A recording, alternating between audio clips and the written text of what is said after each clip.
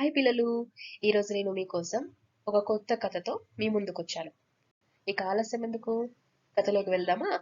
కథ పేరేంటంటే సముద్ర రాక్షసుడి రహస్యం. ఒకప్పుడు నీలి సముద్రం ఒడ్డున ముత్యాలపురం అనే ఒక చిన్న గ్రామం ఉండేది. ఆ గ్రామంలోని జాలర్లు ప్రతిరోజు సముద్రంలో చేపలు పట్టి జీవించేవారు. కానీ కొంతకాలంగా సముద్రంలో విచిత్రమైన సంఘటనలు జరగసాగాయి. ఏంటంటే రాత్రి పడితే పెద్ద పెద్ద అలలు ఎగసిపడేవి. పడవలు కనిపించకుండా పోయేవి. అందరూ సముద్రంలో ఒక భయంకరమైన రాక్షసుడు ఉన్నాడు అని భయపడ్డారు. కానీ ఆ గ్రామంలో ఒక ధైర్యవంతుడైన బాలుడు ఉన్నాడు. ఆ బాలుని పేరు అర్జున్.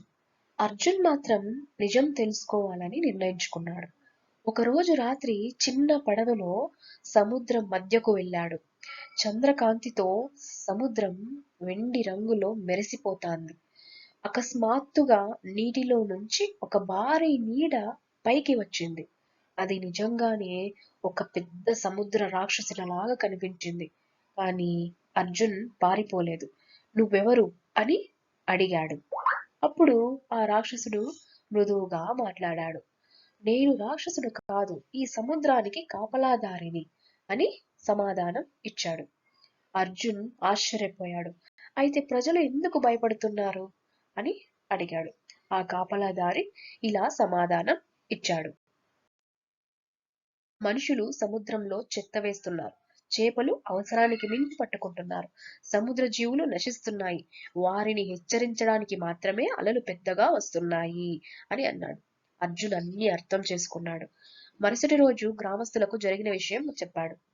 కానీ మొదట ఎవ్వరూ నమ్మలేదు.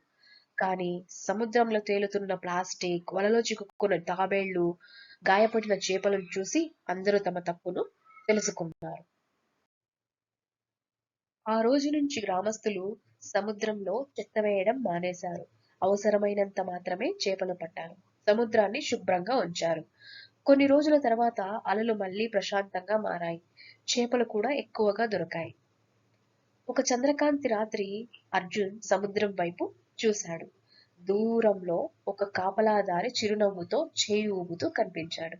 తర్వాత అలల్లో కలిసిపోయాడు. అప్పటి నుంచి ముత్యాలపురం ప్రజలు సముద్రాన్ని దేవాలయంగా గౌరవిస్తూ జీవించారు. ఇందులో నీతి ఏంటంటే ప్రకృతిని కాపాడితే ప్రకృతి మనల్ని కాపాడుతుంది. భయం కంటే నిజాన్ని తెలుసుకోవాలనే ధైర్యం గొప్పది అనేది ఇందులో నీతి.